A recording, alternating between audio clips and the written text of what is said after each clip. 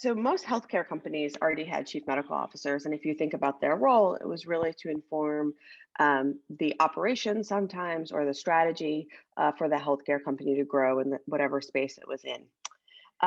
But with COVID, every chief medical officer in the country suddenly also had to become an epidemiologist, a workplace safety expert, and really inform the business strategy for the company. Because while we always knew where you worked and how you worked affected your health, and your health affected how you show up to work, I think the pandemic really shone a light on that.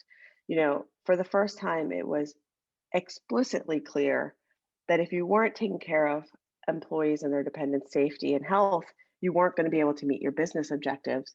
And similarly, people expected to hear from their employers about their health and safety and workplace safety.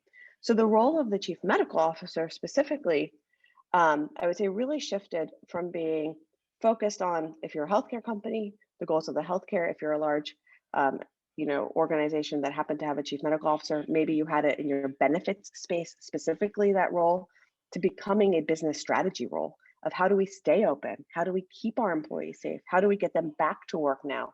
How do we think about vaccinations? All of these questions that are integral to our economy getting back on track became part of the role of the chief medical officer.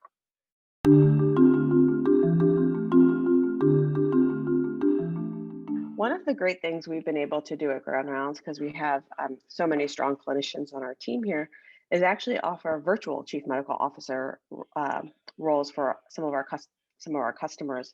So these are customers who didn't have a chief medical officer prior because they're probably not in the healthcare space, but realized how critical that insight, that clinical expertise would be for their business strategy. And so we were able to talk to their C-suite about, well, how should we think about thresholds for sending people to work from home? Or how should we think about the prevalence in the community in which we operate? How should we think about behavioral health these days when so many people are struggling with anxiety and depression at record levels?